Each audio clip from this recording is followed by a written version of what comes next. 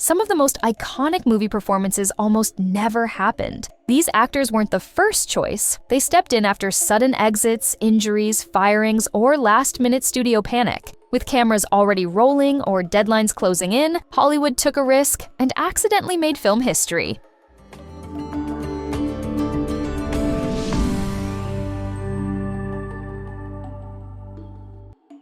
Claire Danes only became Juliet after the film's original lead turned out to be far too young to star opposite Leonardo DiCaprio. Baz Luhrmann first cast 14-year-old Natalie Portman, which matched Shakespeare's character, but once DiCaprio was confirmed, the age gap created scenes that looked uncomfortable on camera. The studio pulled back, and Luhrmann realized the pairing wouldn't work. Portman was released from the film, and the search for Juliet started all over again. After months of auditions, Danes stood out. She was 17, confident, and connected strongly with DiCaprio on screen, leading to one of the decade's most iconic romantic roles.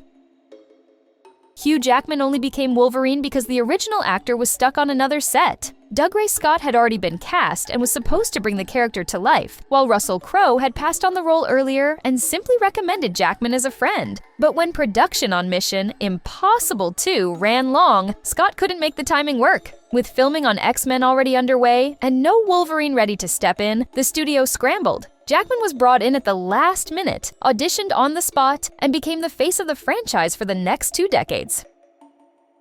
Mads Mikkelsen only became Grindelwald because Johnny Depp was asked to resign in the middle of franchise production. After abuse allegations surfaced, Warner Bros. Moved quickly and removed Depp from Fantastic Beasts: The Secrets of Dumbledore. With the film already underway, the studio gave Mikkelsen just 2 days to decide whether he could take on the role. He stepped in and crafted a version of the Dark Wizard shaped around his own strengths, marking a sharp shift from the performance Depp had established in earlier films. It became one of the most high-profile, rapid recasts in recent blockbuster history. Mark Wahlberg became the lead in The Lovely Bones only because the original star was fired the day before filming. Ryan Gosling had already been cast as Jack Salmon, but he arrived on set looking drastically different, heavier, with a beard, and completely unlike the version of the character Peter Jackson had envisioned. The physical changes hadn't been discussed, and with filming about to start, Jackson removed Gosling from the role. With almost no time to spare, the production brought in Wahlberg as a last-minute replacement, keeping the movie from shutting down before cameras even rolled.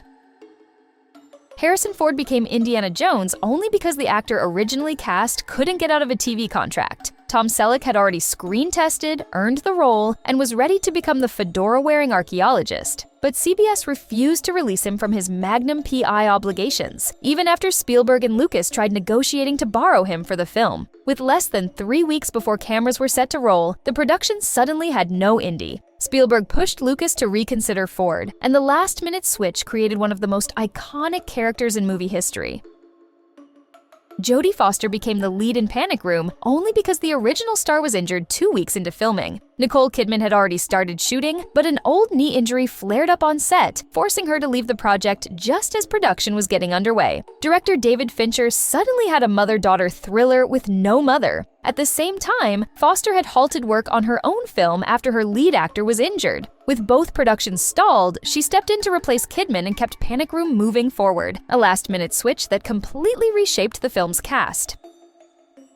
Sandra Bullock only got her role in Demolition Man because the original actress was removed just days into filming. Lori Petty had been cast as the futuristic cop working alongside Sylvester Stallone, but after a short time on set, tensions arose. The studio cited creative differences, while Petty said she and Stallone simply didn't mesh. Their chemistry felt like oil and water. With the production already underway and the character essential to the story, the team brought in Bullock as a last-minute replacement. The role became her first major studio film and helped launch her toward her breakout in Speed.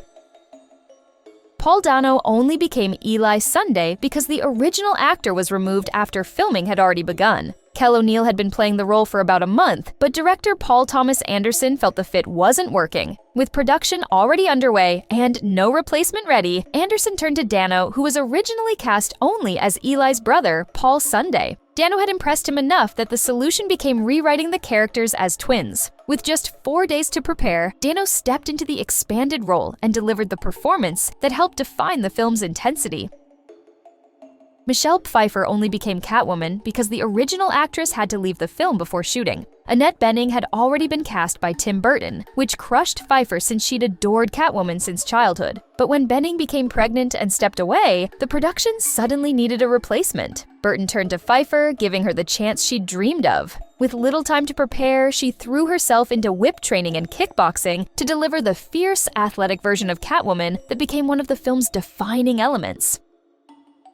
Melissa McCarthy only joined Can You Ever Forgive Me because the original star was removed just a week before filming. Julianne Moore had been set to play author Lee Israel, but creative differences led to her exit, and Moore later clarified she had actually been fired. Director Nicole Holofcener left the project soon after, but not before recasting the lead with McCarthy. With almost no time before cameras rolled, the new team had to move forward fast. McCarthy took on the role and delivered a performance that earned her an Academy Award nomination, turning a last-minute casting shakeup into a career milestone. Eddie Murphy only became Axel Foley because the original star walked away 2 weeks before filming. Sylvester Stallone had been set to play the lead in Beverly Hills Cop, even rewriting the script to make it darker and more action-heavy. But when those changes clashed with the studio's vision for a comedic tone, Stallone left the project entirely. With almost no time left before cameras rolled, producers rushed to find a replacement. Murphy stepped in, bringing a completely different energy, and his performance transformed the film into the fast-talking, comedic action hit audiences know today. Katherine Heigl only became the lead in Knocked Up because the original actress left over one specific scene. Anne Hathaway had already taken the role, but the production planned to use real footage of childbirth to make her character's delivery look realistic. Hathaway wasn't comfortable with that choice, especially since she hadn't experienced motherhood herself, and she stepped away from the film. With the shoot approaching and no female lead for the story's central relationship, Judd Apatow cast Heigl. She joined the project quickly, and her on-screen chemistry with Seth Rogen helped shape the movie into the hit it became.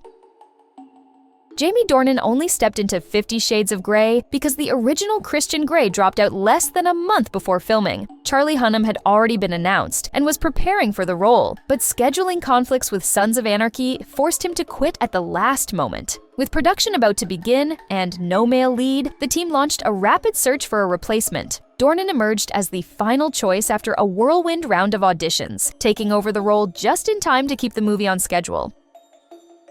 Rafe Spall only joined Life of Pi after the original actor had already finished filming every scene. Ang Lee cast Tobey Maguire to play Jan Martel, but once the footage was assembled, something felt off. Maguire was the only well-known face in a cast of mostly unknown performers. His scenes stood out in a way the director didn't want. So Lee made a rare mid-post-production decision. He removed Maguire entirely and reshot all of his material with Spall. The switch kept the film's tone consistent and gave Spall a role in a movie that went on to earn multiple Academy Award nominations.